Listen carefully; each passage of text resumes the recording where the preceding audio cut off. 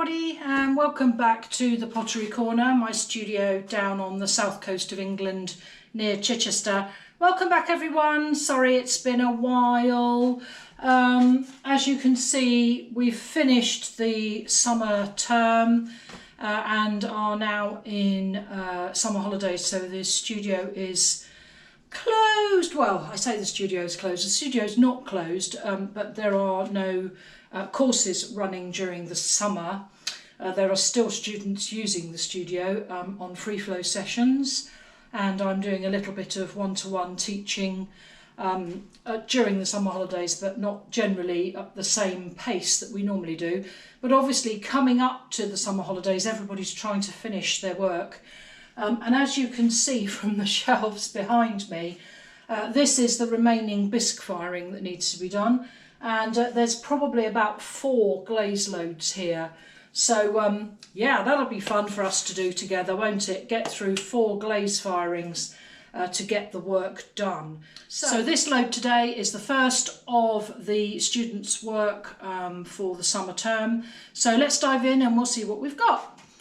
Kiln was cold yesterday, but I just didn't have time to film. So I know that I'm safe to touch the stuff inside. It's actually cold, so that's fine.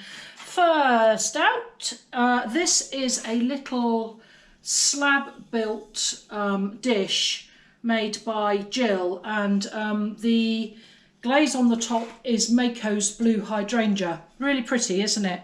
Now she's put some texture on there, which has been slightly obliterated by the Blue Hydrangea on the top. And indeed, she has put texture on the base. Now this dish started life quite curved, but it is not very thick. It's quite a thin piece. And obviously with the heat in the kiln, it has just brought the sides down. So it is nearly flat. It's not quite flat, but it's very nearly flat now. But a very nice dish to put olives on, or maybe sun-dried tomatoes or something on your table. Very pretty. And the Blue Hydrangea is a good doer. Has this nice yellow fleck in it, so it's very pretty. And on the back, apart from the piece that's been kept clear for the kiln cookie, she's used Mayco's white opal. Now that hasn't really worked on there.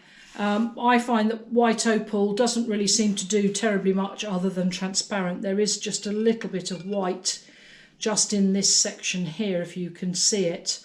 But yeah, it doesn't do much for me, I have to say, white opal. I haven't actually seen it do something very ta-da as yet. So that one is Jill's.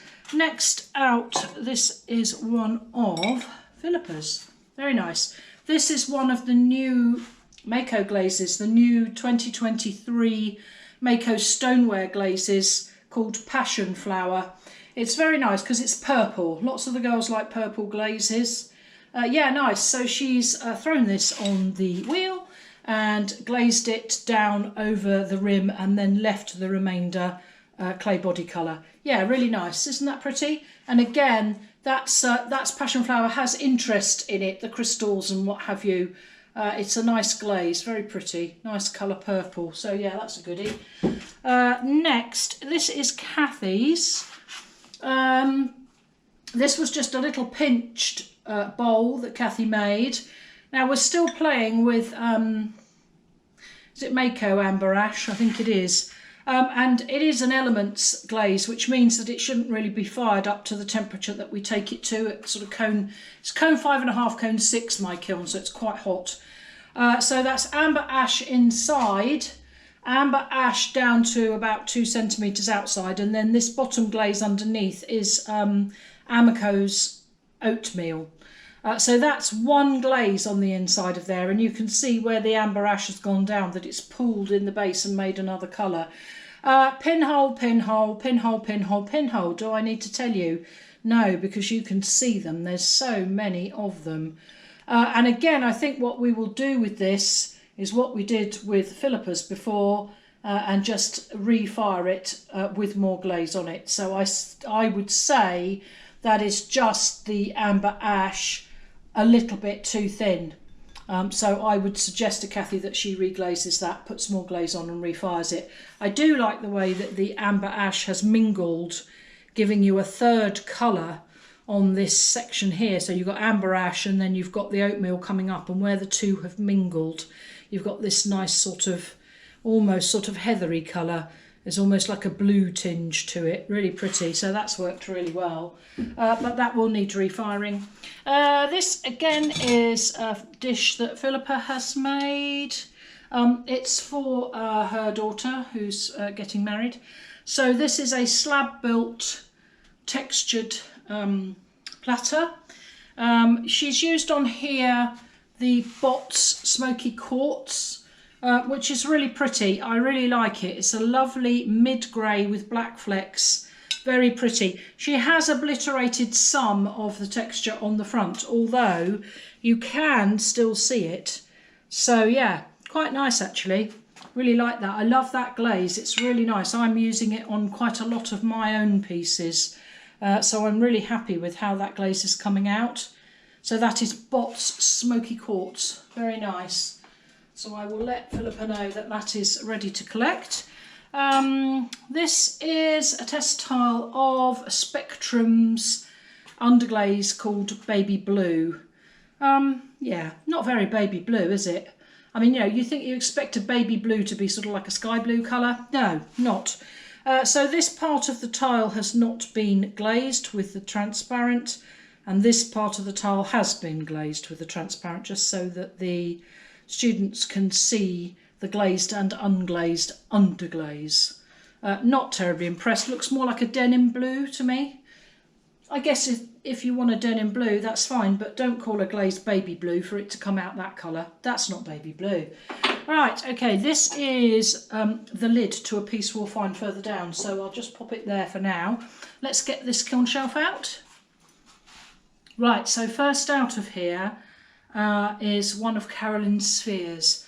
Now, those of you that have been watching for a long time know how much Carolyn loves spheres, and indeed there are two of Carolyn's spheres waiting for glaze firing on the shelf, so there's more to come. But there's one in here, and let's lift him up carefully. Oh, he's another goodie, and I know Carolyn will be watching, so hi Carolyn. Yeah, lovely. So we've kind of moved on to spheres with nubbles. Quite like that, pretty. Glaze combination, let's remember it. It is Amaco's Cobalt, the Celadon Glaze Cobalt, very pretty. And then on the top we've got Mayco's Turquoise, which go onto the leaf sections. And then we have Indigo Float over the top of both the Cobalt on this section and the Turquoise on this section. So there's a band, if you like, of the Indigo Float in the centre. Nice. And then on the top, guess what she's used? Come on, chorus with me. Our old friend Palladium. So yeah, I quite like that. I quite like the way that the Palladium has stayed inside the leaf motifs on the top. And then she's put the Palladium onto each of the knobs. And again, you know, it has a little wow factor, doesn't it, that Palladium? Really pretty. So that's another one to go into Carolyn's garden. Very nice indeed. Very well done. Nice. Next out, I'm going to do Sarah's mug. So Sarah hand built a mug and then did a little bit of turning on the wheel. So she's used the honeycomb roller that we have in the studio, and then she's applied some bees, and there are some bees actually on the roller. So she's popped a couple of bees on, and then she's got bees actually on the roller itself. So this section here, we used red iron oxide and wiped it back to show the honeycomb. Pretty actually. I like the way that's come out. That looks really nice. She's used some fog on the wings and a little bit of marigold and obsidian on the black sections. It probably shows up a bit better on this appliqued bee here. And then the rest is Amaco's Marigold. Now, when it was made, there was a little crack in the handle. Actually, cleverly, it doesn't really show. You can see it just here. But actually, when it was drying, I thought it might crack all the way through, but it didn't. So we don't have a crack on the inside, so it may survive. A nice mug, big handle, big mug. So yeah, that's a really good size mug for somebody who likes a nice big cup of coffee to get them going in the morning. So yeah, very nice. So Amaco's Marigold, red iron oxide wiped back with transparent over, and then just fog and Marigold and obsidian on the bee detail. A nice bee on this thumb rest on the handle there. Very nice. That's nice, Sarah. Very nice indeed. Next out, right, George. So a couple of videos ago, George's first piece came out with his calligraphy on it. And a lot of you said, what does the calligraphy say? I have no idea. So this time, on his latest piece, I asked George to let me know what the calligraphy meant. So he slab built it's a rectangular vase. Now he's done a lid, which is just done with black underglaze, so it's almost matte. It's come out sort of like a satiny finish. That sits on there like that. The glaze is actually, I'll write it down from upstairs, but it's called Clear Crackle. I can't remember the manufacturer, but I'll pop it on the screen for you. And I'm hoping that the camera might pick up that this whole section is crazed like crackle glaze. And what George needs to do with it is to put some India ink, a coloured India ink, over the whole thing, and the ink will go into the crackles to make them stand out. Now, Japanese motif. So I said to George, could you tell me what that means, please? Because I'll be able to share it with my viewers. So I have it on my phone, and it means, she says, it means one lifetime, one meeting. Don't you love that? That is so super. Well done, George. I really like it. Let's find the lid. I really, really like that. That's so beautiful. And once he's actually put the India ink on to show the crazing up, it will actually look like an antique vase. I think that's really stunning. I really like the red, almost like they would use for a maker's mark in Japan. So yeah, that's been very successful. Isn't that lovely? Nice. One lifetime, one meeting. There we are. Very deep and meaningful, George. Next out is George's hand coiled vase, which this will be interesting. He did some copper oxide things on the top. Now, this particular piece up here has got copper oxide on it, and it's very, very nice and black, very black. And doubtless that will go black when it is fired. But on George's piece, I have to say, the black wasn't very black. And indeed, you can hardly see that there was any copper oxide on the top of that at all. So it's completely burnt off because it wasn't black enough, which is a real shame. So I'll probably say to George that we will put some form of glaze on here. I'm not sure that we can reapply the copper oxide. We might be able to, but it might not. It's not porous enough to take it into the surface of the clay, because obviously this has now been fired to glaze temperature, but we could glaze it. That's a little disappointing, and I know that George will be disappointed with that, but as he was applying the copper oxide, it wasn't black enough, so therefore it was always going to have an element of burning off, which is disappointing. But never mind, we live and learn, as they say. But his other piece, that one is, I mean, isn't that gorgeous? That's my star piece of the kiln load. So yeah, well done, George. That's really nice. That's all that's in the kiln today, but I've got some shout outs. We'll have a look at those. As always, it's lovely to hear from you. If you're following along with one of my tutorials and want to send me a picture of what your version looks like, please do so via the website.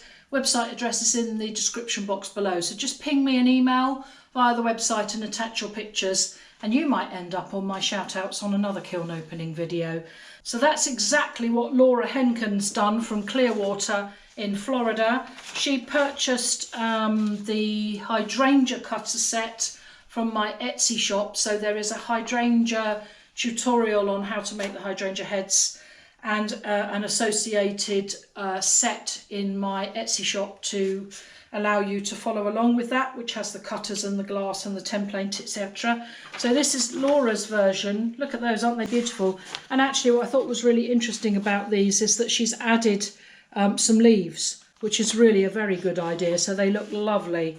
So they've been made using the hydrangea kit from the Etsy shop. Those are lovely, Laura. Really, really pretty. Very nice. And then she's indeed taken her motif that one step further. That's what I love about us potters. We start with an idea and then move it on into other aspects of our work. So this is a lovely vase that she's done using the hydrangea cutter again and put a leaf on. That's really pretty. Works really well. Well done, Laura. That's really lovely. So this is from Maria Apap. Okay. Not quite sure where you are, Maria. So she said that she wrote to me a little while ago. I remember actually, she wrote to me a little while ago because her Amaco glazes were all going brown. But she was using a community kiln and they have dropped the temperature of the kiln, which was way too hot. And they brought the temperature down to 1205 degrees centigrade and have had some successful firing since with nice bright colours and no browns. So thanks for your help. Well, that's great, Maria. I'm really glad that you've done a little bit of testing. And, you know, it's always worth doing that before ruining your own work. So she said, I really loved watching your YouTube videos on how to make a rhubarb leaf bird bath. So I thought I'd give it a go. My friend grows rhubarb in her garden and she cut me a massive leaf, which was way too big for the 40 centimetre by 40 centimetre kiln.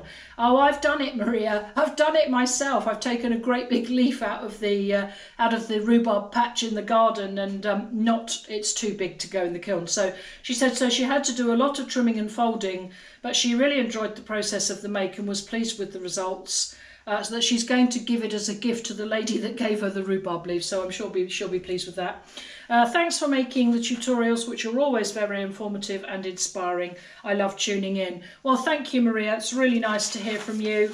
And indeed, here is Maria's rhubarb leaf and bird bath. Isn't that lovely? Really pretty. I love the birds. Those are really nice. And again, there's a tutorial on the channel. I think there's a playlist on the channel of how to make the rhubarb leaf. I'll link it up on the screen for you so that you can find that. So thank you for sending me that. Right, this is from Sue Owen, who is on Anglesey. So she's on a little island that's just off of the top of the the north coast of Wales. So still in England, but just in a little island. So she says, I am one of your YouTube viewers. I attend pottery sessions in Anglesey with my pottery friend Pat Kay. She has been a potter for over 60 years and she has a gallery just outside Huddersfield, which she ran for many years before coming to Anglesey. We both watch your YouTube videos, soaking up the information and ideas. I thought I would send you a photo of the hydrangea head I made recently. It's not porcelain clay, as you can see, but I'm very pleased with the outcome. So yes, I mean, obviously the ones that I've made on the tutorial have been made with porcelain, but you know, you can make them with anything, whatever you happen to have, whatever your usual clay body is. I did purchase some coloured bullseye frit, but it seems to have lost its colour in firing. Yeah, now I haven't had that problem with my bullseye frit, but it might be because it wasn't on the porcelain. I still take my bullseye frit up to my normal glaze temperature, which is 1225 degrees C. Incidentally, I was staying in Arundel last week and was tempted to call round and visit your studio. As being on YouTube, I feel like I know you. However, I thought it was a bit cheeky. Well, that made me laugh because actually I wasn't here when she sent that message. But I am always open to people popping into the studio. So if you happen to find yourself down my way and you want to come and have a nose, just get in touch with me via the website and we'll see what we can do.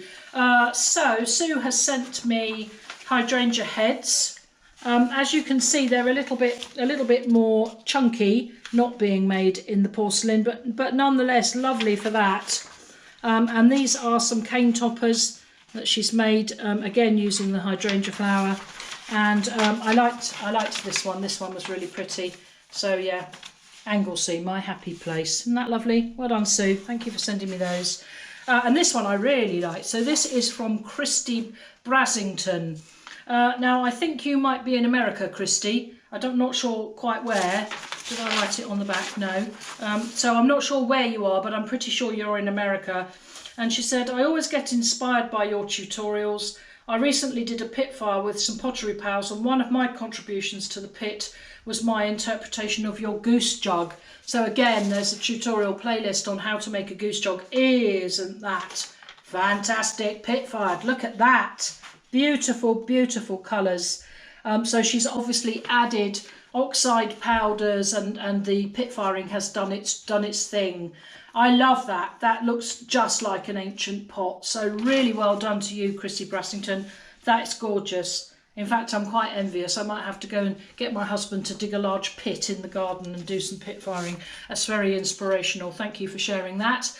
Right, so that's your lot for today, everybody. I shall be back fairly soon with a kiln opening video from all the stuff that's on the shelf. I hope you're enjoying your summer. Drop me a comment, let me know what you're working on, and I'll hope to see you all on the next one. Bye for now.